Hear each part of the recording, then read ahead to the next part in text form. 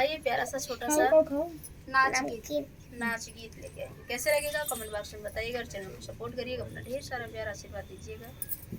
ड्राइवरवा से हाथ मिलावे ननदी, ड्राइवरवा से हाथ मिलावे ननदी, ड्राइवरवा से हाथ मिलावे ननदी, ड्राइवरवा से हाथ।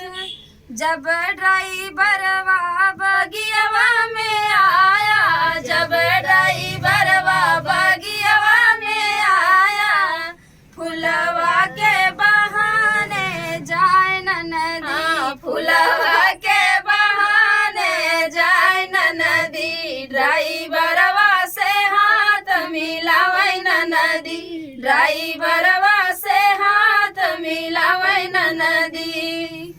जब ड्राइवरवा कुवनवा पे आया, जब ड्राइवरवा कुवनवा पे आया, पनिया के बहाने जाए ननदी, पनिया के बहाने जाए ननदी, ड्राइवरवा से हाथ मिलावे ननदी, ड्राइवरवा से हाथ मिलावे ननदी।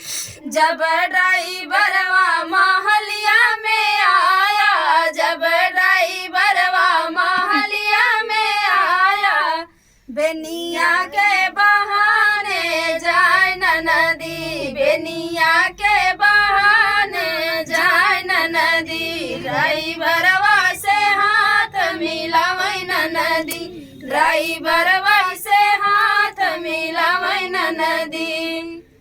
जब ड्राइवरवा बस तो फ्रेंड गीत कैसे लगा कमेंट बॉक्स में ना, फिर भी देखिए नए गाने साथ, तब तक के लिए बाय बाय दोस्तों।